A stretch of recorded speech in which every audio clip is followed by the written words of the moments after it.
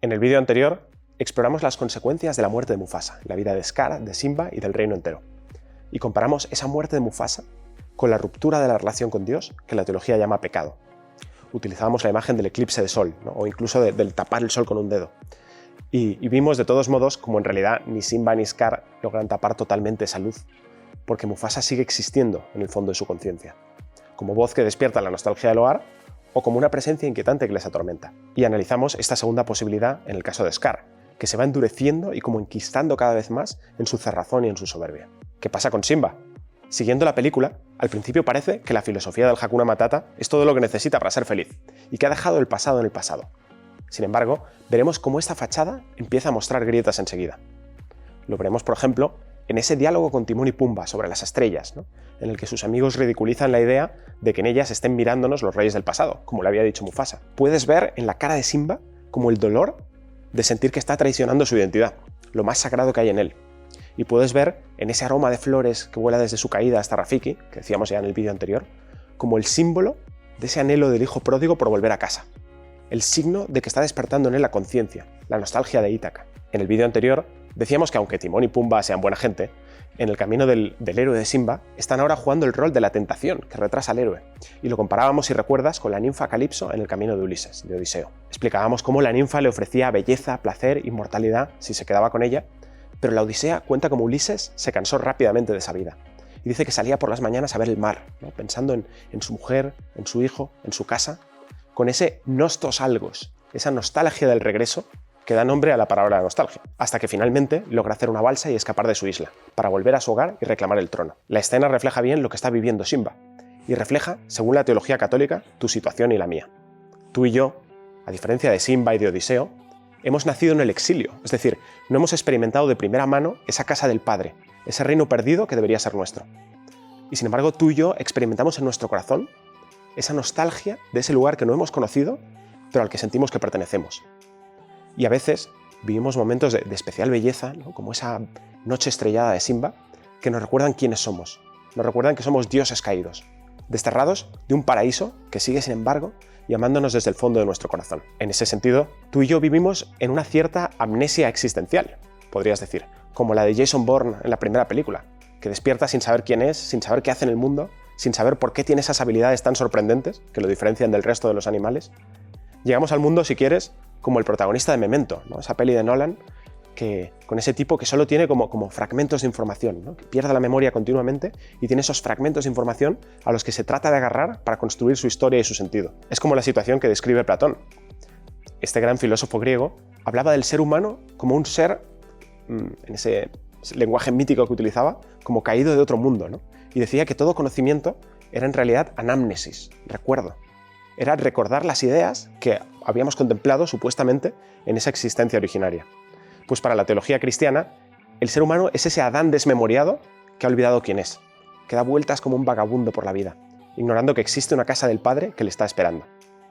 Pero la memoria originaria de ese hogar y de esa relación para la que fuimos creados no se ha borrado del todo. Las brasas de ese fuego no se han apagado del todo.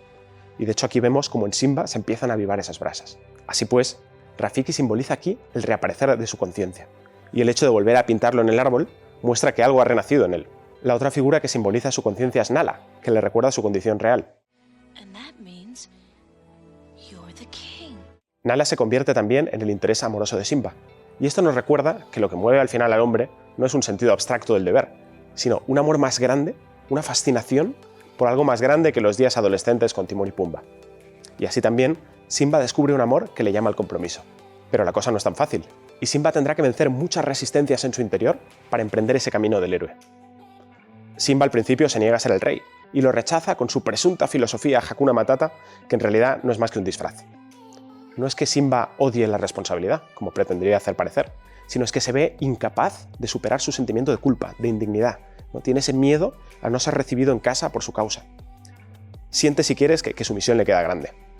O sea, de puertas para afuera, defiende la bandera de la diversión, pero en realidad es por autodesprecio que no se atreve a regresar. Y aquí es donde entrará en juego de nuevo Rafiki, ¿no? Como figura profética que le recuerda de nuevo su identidad y le invita a dirigir la mirada a su interior, donde habita su padre. Primero le pregunta por su verdad y le ayuda a tomar conciencia del estado de confusión interior en que se encuentra. Y después le invita a hacer un camino para llegar a descubrir al padre en su interior. Simba Adán es ese hijo pródigo que se ha exiliado y se ha escondido del padre, olvidando quién es. Pero como decíamos, la memoria originaria, ¿no?, primitiva de ese hogar y de esa relación no se ha borrado del todo. Y por ello es posible entrar en el santuario de tu alma y realizar esa anamnesis, conectando con esa voz del Padre y recordando tu verdadera identidad.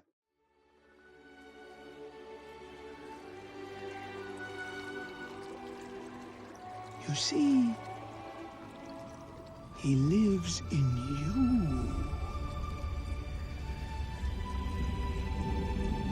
Simba. Father?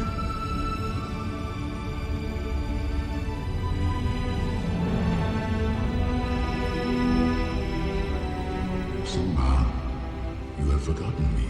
No. How could I? You have forgotten who you are, and so forgotten me. Look inside yourself, Simba. You are more than what you have become. You must take your place in the circle of life. How can I go back? I'm not who I used to be. Remember who you are. You are my son, and the one true king. Remember who you are. No, please, don't leave me. Decía Olivier Clément, ¿no?, este pensador contemporáneo francés de la Iglesia Ortodoxa, que si Freud y el psicoanálisis insistieron en que más allá de nuestra conciencia, por debajo, ¿no?, existe un subconsciente dominado por impulsos instintivos ciegos y animales, desde esta perspectiva teológica, dice, podríamos decir que existe también como un supraconsciente luminoso, que es, o sea, que nuestra mente es también una apertura a ese plus ultra que es la relación con el Padre. O sea, si quieres representarlo de modo visual, o sea, nuestra conciencia sería como ese ojo del alma suspendido entre dos abismos. Por debajo el abismo del subconsciente, habitado por el leviatán, ¿no?, por el monstruo, ¿no?, que simboliza esas fuerzas oscuras e infrapersonales del subconsciente, y por arriba el abismo de la vida divina, habitado por el rostro del Padre que nos llama a la comunión con Él. Un Padre que te dice, y aquí enlazamos de nuevo con la peli, "You are more than you have become", ¿no? Eres más de aquello en lo que te has convertido, eres más de lo que eres ahora, le dice en español, ¿no? Eres más de lo que has llegado a ser. Y es interesante también esto, porque muchas veces se habla de la religión y de esta visión de Dios como Padre como si fuera una actitud patológicamente infantil, propia de personas que no se atreven a afrontar solo la realidad. En este esquema, Dios sería como un amigo imaginario, una especie de Papá Noel todopoderoso o un oso de peluche cósmico al que te abrazarías para secar tus lágrimas y para ocultarte por tu miedo a la oscuridad. Y sin embargo, no es esta la figura de padre que te presenta el Rey León. Aquí el padre es el que te recuerda tu verdad y te lanza a la aventura. Jordan Peterson reflexiona cómo esta es la misma dinámica que aparece en la Biblia. Cuando lees esas historias de esos protagonistas, ¿no?, ves que los hombres de fe son tíos que desafían tiranos y sus imperios, que son gente que atraviesa desiertos, que pasa hambre y sed, que lucha con gigantes, que viven al filo de la navaja. Y dice Peterson, si examinas con seriedad la propuesta del cristianismo, no encuentras tíos apocados y débiles que se agarran a una consolación sentimental autocreada, ¿no? Dice, te encuentras gente que está recorriendo el camino del héroe hasta el final. Los creyentes aparecen más bien como gente que ha escuchado una llamada que les ha sacado de la comarca, que les ha llevado a sitios que jamás hubieran visitado. Y quizás esa es la diferencia más evidente entre Dios y un amigo imaginario. Porque un amigo imaginario nunca te sacará de tu tierra, nunca requerirá riesgo. Solo confirmará lo que tú ya piensas, le dará like a lo que ya haces, te dejará en lugares que ya controlas. Será un Dios decorativo, un Dios Ikea, un poco de topping en una vida que ya está hecha.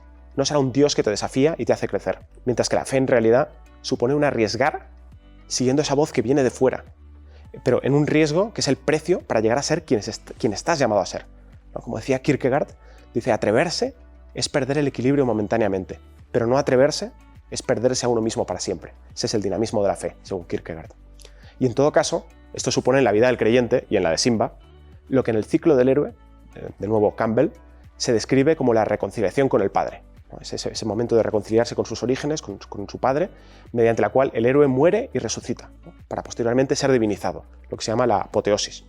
Y sin embargo, veremos que en nuestra vida y en nuestra historia como seres humanos, la cosa no ha sido tan sencillo como en la peli. Porque en la película, a partir de ahora, parece todo fácil, ¿no? Simba se decide, emprende el retorno a casa, pero, y aquí permíteme que interrumpa un momento la historia. ¿Qué hubiera pasado si Simba se hubiera negado a volver? Si Simba se hubiera cerrado a esa voz de Mufasa. Si se hubiera dejado dominar por el miedo y la vergüenza. Si hubiera mandado a Nala a paseo y hubiera echado a Rafiki de allí. Hubiera sido triste, pero quizá esto reflejaría mejor nuestra experiencia. Porque tú y yo experimentamos que no es tan fácil enfrentarnos a nuestros demonios, ni vencer nuestros miedos. Tú y yo experimentamos que no es tan fácil ser fieles a la verdad de nuestro ser. Tú y yo sabemos que es posible quedarse mucho tiempo perdido en el bosque, dando vueltas en la niebla, sin encontrar nunca la vuelta a casa. Por eso, el relato cristiano, lo que los creyentes llamamos la historia de la salvación, nos propone un esquema un poco más complejo. Y aquí entramos en el tercer episodio de nuestro drama, lo que la teología llama la redención o la salvación. Y aquí recordamos que hemos hablado del hombre creado, del hombre caído, y ahora entramos en la parte del hombre redimido. Y veíamos cómo cada una de esas etapas ha dejado una huella, una marca en nuestra identidad. En el fondo, hasta ahora estábamos explicando lo que ha dejado de huella el pecado en nuestra vida y cómo, sin embargo, eso no borra esa marca originaria de la creación. En fin, lo que la Biblia cuenta es que ese proceso de retorno al Padre ha supuesto una epopeya que se ha prolongado durante miles de años. Un proceso, una historia que ha sido protagonizada no solo por un individuo, Simba o Adán, ¿no?, sino por toda la humanidad, que vaga lejos de casa, desorientada. Y cuenta cómo en ese proceso el Padre empieza a llamar a uno de sus hijos de vuelta, esperando que ese hijo sea capaz de mostrar el camino a todos los demás. Ese hijo es Israel, el pueblo de Israel, que es nuestro Simba Adán en la historia. Es, se supone, el hijo mayor de Dios, llamado no solo a volver a la casa del Padre, sino a rescatar el mundo de esa vanidad, esa frustración en la que se halla prisionero desde que dejó de ser el mundo el reino de Dios. Porque la salvación no consiste en salvarse del mundo, en escapar de él, como a veces parecemos pensar, sino en salvar el mundo, en devolverle su verdadero rostro, en salvarlo conectándolo de nuevo a Dios, reconociendo a Dios como Rey del mundo, permitiendo que el mundo vuelva a ser de nuevo reino de Dios. Pues esta historia comienza con el llamado de Abraham, seguido de Isaac, Jacob, los demás patriarcas, cosas que seguramente estudiaste de niño, espero, en tus clases de religión. La historia continúa con la operación rescate de Egipto, con el cruce del Mar Rojo, con el pueblo de Israel liderado por Moisés, ¿no?, abriendo el mar, habrá milagros hoy si tienes fe, ¿no? Hemos visto la película de DreamWorks, espero, y la llegada a la tierra prometida. Y con este pueblo puede decirse que Dios estaba haciendo como un ensayo, que eran como intentos de crear de nuevo un jardín, un paraíso, un pedacito de la humanidad que sí estuviera conectado a Dios, que fuera reino de Dios, que no lo devoraran las hienas. Israel era como la semilla de ese plan. La Biblia a veces dice que Israel estaba llamado a ser como las primicias de Dios, como el tráiler de esa película que tenía que ser para toda la humanidad. Las primicias, sabes, que son los primeros frutos de una cosecha, ¿no?, los primeros racimos de uvas que salen del viñedo, los primeros granos de trigo, que son como los que van liderando el camino de los demás. Y es interesante esta estrategia de Dios, el hecho de que Dios lo haga de modo progresivo, lento, no de golpe. Porque también te dice que Dios no quiere hacer un hechizo mágico o un mecanismo de quita y pon, sino que el reino de Dios, esa relación con el Padre, es algo que se constituye o se pierde mediante libertades, ¿no?, mediante tu libertad, mi libertad, que son libertades siempre frágiles, siempre cambiantes, ¿no? Y por eso a lo largo de la historia de la salvación vemos que Israel tiene una infinidad de errores, de tropiezos, de vacilaciones, de torpezas, ¿no?, que una y otra vez se deja distraer por otros dioses, entre comillas, por otras voces distintas de la voz del Padre, por otras voces de Scar, ¿no? Y una y otra vez el Padre llama a su libertad a volver a casa, a través de los profetas, en este caso concreto del pueblo de Israel. Y en este proceso existe un capítulo especialmente interesante, que es la monarquía de Israel, porque no hubo siempre reyes en Israel. Al principio, de hecho, la idea de tener un rey parecía chocante para ellos, ya que para los judíos el rey era Yahvé, era Dios. Ellos eran su pueblo, no querían tener otro señor. Esto los diferenciaba de las monarquías de los pueblos vecinos, en los que el rey era divinizado, era venerado como un dios. Esto para los judíos era una blasfemia. Por ello, veremos cómo en Israel se acaba aceptando la monarquía, pero entendiendo que el rey no es Dios, sino el Hijo de Dios, en un sentido amplio, ¿no? Es un hombre elegido por Dios para reinar sobre el pueblo. Y esto parece encajar con lo que decíamos en otro vídeo, o sea, que Dios no es un padre celoso. Dios quiere que Adán reine. La relación con el Padre, la fuente de todo poder y toda bondad, es lo que hace esto posible. Y para expresar esa relación con Dios del monarca, los reyes eran ungidos con aceite, les echaban aceite sobre la cabeza en la coronación. Y por eso al rey se le llamaba el ungido, que en hebreo se decía Mashiach, Mesías, y en griego Christos, Cristo. ¿Qué pasó con los reyes? Pues si repasas la historia, en conjunto, la cosa parece acabar en un fracaso. O sea, es verdad que al inicio hubo reyes en los que brilló de manera especial esa misión divina, y que pese a sus miserias y debilidades hicieron grandes cosas. Podemos pensar quizás sobre todo en David, en Salomón, pero hubo muchos otros, que fueron la inmensa mayoría, que nos dice la Biblia que fueron reyes pésimos, que fueron reyes un poco como Scar, que devastaron ese reino de Dios, transformándolo de nuevo en un no reino. Y por eso los profetas denuncian a esos pastores, dice, que se apacientan a sí mismos, que se aprovechan de sus ovejas en vez de cuidar del rebaño del Señor. Y en la historia, los reyes no pocas veces persiguen e incluso matan a esos profetas por ser molestos. Que nos acercamos al minuto 90 del partido y la cosa pinta mal. Simba /Adán /Israel lleva un montón de strikes y no tiene pinta de que vaya a hacerlo mejor, por más pelotas que le lance Dios. La historia de Israel parece un poco como el día de la marmota, la crónica de cómo Adán tropieza una y otra vez con la misma piedra. Y, entre paréntesis, esto no es tan raro, o sea, se parece bastante a nuestra experiencia. La cosa es como si tuvieras el multiverso de Marvel y estuviéramos explorando todas las casi infinitas versiones de Simba y solo hubiera un universo, un único escenario en el que Simba vuelve. Y parece que no tenemos modo de encontrarlo. La situación queda escrita por una visión que tiene San Juan en su libro del Apocalipsis. Juan cuenta que tiene una visión en la que ve a Dios Padre sentado en el trono, que tiene en la mano derecha un libro que simboliza quizás el plan de Dios, ese plan de salvación, esa operación rescate, ese designio de que el mundo vuelva a ser su reino y recupere así la plenitud. Ahora, el libro está cerrado, dice que está sellado con 7 sellos, y hay un ángel que está pregonando a gritos: ¿quién es digno de abrir el libro y desatar sus sellos? ¿Quién es digno de abrir el libro? Es decir, este libro es como una especie de espada artúrica, ¿no?, clavada en la piedra, es como el martillo de Thor al que aludíamos antes, que solo el que sea digno podrá romper los 7 sellos y abrir el libro. Pero no aparece nadie. Dice San Juan: vi un ángel poderoso que pregonaba en voz alta: ¿quién es digno de abrir el libro y desatar sus sellos? Y nadie, ni en el cielo, ni en la tierra, ni debajo de la tierra, podía abrir el libro ni mirarlo.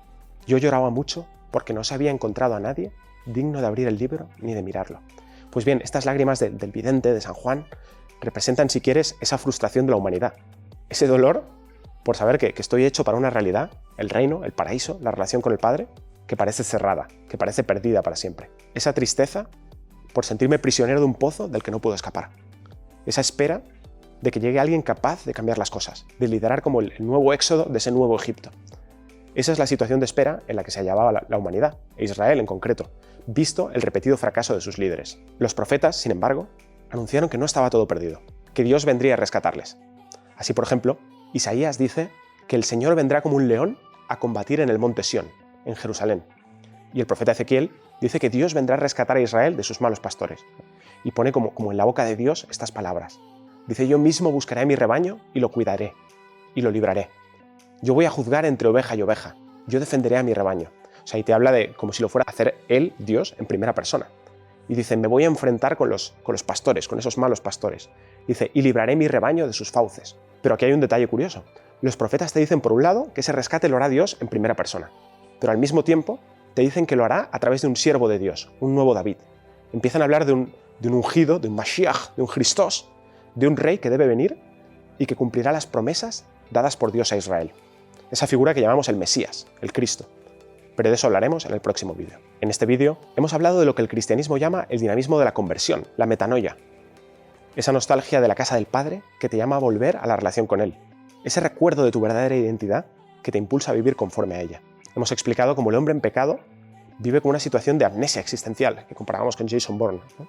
Hablamos en ese sentido de la anamnesis cristiana de tu identidad, el recuerdo de esa identidad, y hemos explicado cómo Dios es ese padre que te llama a la aventura, y no esa consolación infantil que imaginan Freud y otros. Hemos hablado también de cómo se produjo, según la Biblia, este regreso de Adán a la casa del Padre, esta reconquista del reino. Por ello, hemos hablado de Israel como protagonista, como principal personaje de esa historia de la salvación, hemos hablado de su vocación, pero también de su aparente fracaso histórico, y hemos hablado de esa situación de espera del Mesías que vivía la humanidad e Israel.